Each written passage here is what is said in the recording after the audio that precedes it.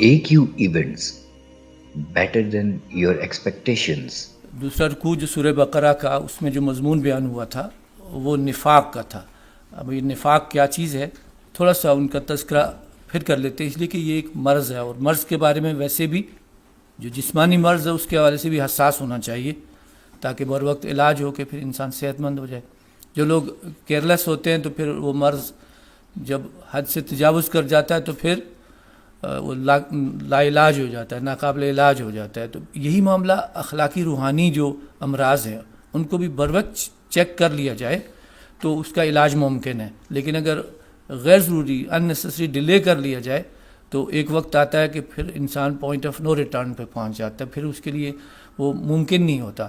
اس مضمون کو ایک حدیث میں بیان کیا گیا ہے، جب انسان کوئی گناہ کرتا ہے تو اس کے دل پر سیاہ نقطہ پڑ جاتا ہے، اور توبہ کر لے، نیکی کا کام کر لے، اس کا ازالہ ہو جاتا ہے. لیکن اگر تسلسل سے کوئی شخص گناہوں پر مصر رہے تو ایک وقت آتا ہے کہ وہ سیاہ نقطہ پورے دل کو جو ہے کور کر لیتا ہے، اور پھر وہاں پہ جا کے اس پر مہر کر دی جاتی ہے، اب وہ ناقابل اصلاح قرار پاتا ہے. تو اللہ تعالی ہمیں اسے بچائے. اس لیے اس مرض کی سیریسنس کا جو تقاضا ہے وہ یہ کہ ایک نگاہ بازگشت پھر اس پہ ہم ڈالیں کہ یہ ہے کیا چیز. تو اس کے 4 درجے ہیں. پہلا یہ کہ کوئی شخص اسلام قبول کر لے لیکن دینی ذمہ داریوں کو ادا کرنے سے گریز کرے. ٹھیک ہے، اسلام کو تو مان لیا لیکن اب اسلام کے تقاضے پورے کرنے ہیں، تقاضے پورے نہیں کر رہا، گریز کر رہا ہے. تو یہ رویہ آخر کب تک وہ اختیار کیے رکھے گا؟ تو پھر جب اس سے پوچھا جائے گا کہ آپ ذمہ داریاں کیوں نہیں ادا کر رہے ہیں تو پھر وہ قسمیں کھاتا ہے کہ اصل میں کرنا تو چاہتا ہوں، خدا کی قسم یہ ہو گیا تو میں نہیں کر سکا ہوں. تو یہ دوسرا مرحلہ ہوتا ہے. پھر یہ بھی ایک حد ہوتی ہے نا کہ قسمیں کتنی کھائے گا انسان، وہ بھی ایک حد تک پھر کوئی اعتبار نہیں کرے گا. تو قسموں سے آگے پھر کیا ہوتا ہے کہ دوسروں کو روکتا ہے، ارے یار تم بھی اگر تھوڑا سا سلو کر لو نا تو میں زیادہ نمایاں نہیں ہوں گا.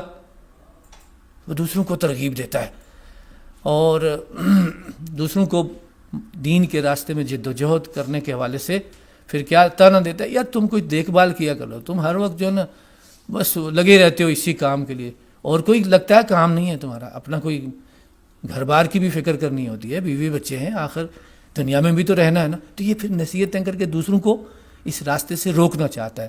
اصل میں اندر کیا چور ہے کہ دوسرے جو جد و جہد کر رہے ہیں وہاں میں پیچھے رہ جاتا ہوں تو میں پوائنٹ آؤٹ ہو جاتا ہوں. اب اگر سارے سلو ہو جائیں گے تو پھر میرا بھی گزارا ہو جائے گا. جب دوسرے اپنے اخلاص سے دین پر قائم رہتے ہیں تو پھر یہ ان کے حوالے سے چوتھا درجہ منافقت کہہ کے پھر یہ نفرت شروع کر دیتا ہے، ان سے خار کھاتا ہے، پھر ان کو تانے دیتا ہے. ہاں جی بڑے پہنچے ہوئے لوگ ہیں، وہ یہ تو 5 وقت کی نمازیں اور یہ تو ولی اللہ بن گئے ہیں جی. تو گویا اس میں کیا چیز چھلک رہی ہوتی ہے کہ اس کے دل میں اب اہل ایمان مخلصین کے لیے، دین کے لیے جد و جہد کرنے والوں کے لیے نفرت پیدا ہو رہی ہے. یہ ہے وہ پوائنٹ جہاں پر پھر اب واپسی کی گنجائش نہیں ہوتی. اور اس کی ہلاکت خیزی اگر ملاحظہ کرنا ہو تو دیکھ لیجئے کہ محمد الرسول اللہ صلی اللہ علیہ وسلم سے بڑھ کر مستجاب الدعوات کون ہوگا؟ آپ کی دعا اللہ تو رد نہیں کرتے، لیکن اگر حضور بھی ان منافقین کے لیے اللہ سے معافی کی درخواست کریں گے تو لن یغفر اللہ لہم، اللہ ان کے اس گناہ کو معاف نہیں کرے گا. اور دعا ہی کیا، ان کی نماز جنازہ بھی اگر محمد رسول اللہ پڑھ لیں صلی اللہ علیہ وسلم، جو بڑی سعادت کی بات ہے، تو بھی معافی نہیں ہے. تو آپ ذرا دیکھ لیجئے کہ یہ نفاق کا جو مرض ہے یہ کتنا مہلک ہے.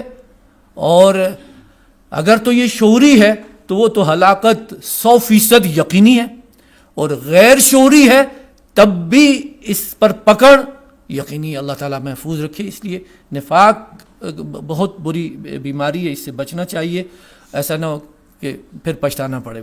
تو اللہ تعالیٰ ہمیں اس سے محفوظ رکھے.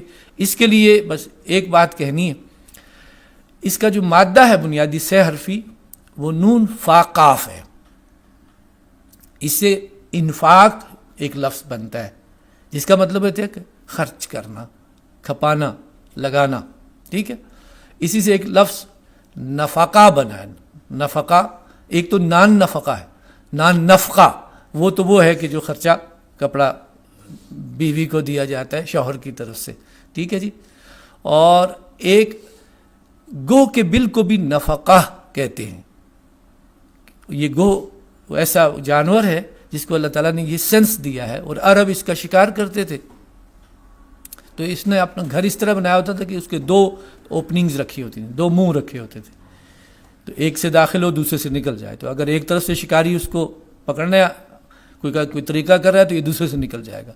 تو منافق گویا اگر لفظی ہر حروف کی مناسبت سے دیکھا جائے تو وہ شخص ہے جو 2 منہ رکھتا ہے، ڈبل ڈیلر ہے. ٹھیک ہے، 2 منہ شخص. یہ 2 منہ جب وہ اہل ایمان کے ساتھ ہوگا کہ میں تو پکا سچا مومن مسلمان ہوں، اور جب کفار کے ساتھ جائے گا ان کو اپنی وفاداری کا جو ہے وہ یقین دلائے گا. اور آج بھی اب پھر ہم کہیں گے احتیاط کا تقاضا ہے، غیر شعوری طور پر اس نفاق میں مبتلا لوگ آپ کو پائے جائیں گے. اور بالخصوص یہ ماڈرن گندی سیاست میں یہی کچھ ہو رہا ہے. اس میں ہمارے ملک کا خاص معاملہ ہے. ادھر مذہبی طبقے کو یہ کہیں گے جی آپ جو کچھ کہہ رہے ہیں بالکل صحیح ہے، اور جب عالمی گماشتوں کے سامنے جائیں گے ان کو تو ہم بس بہلا رہے ہیں، یہ سب فنیٹکس ہیں، ملا ہیں، ان کو نہیں ہم لفٹ کریں گے، ہم تو تمہارے وفادار ہیں. تو یہ منافقت نہیں ہے تو کیا ہے؟ اور اس کا انجام جو کچھ آخرت میں ہوگا تو وہ تو خیر بہت ہی بھیانک ہے. اس دنیا میں بھی اس کا ہم خمیازہ بھگت رہے ہیں اس وقت، جو عالمی سطح پر مسلمان اور بطور خاص ہم پاکستانی. اللہ تعالیٰ میں محفوظ رکھے جی.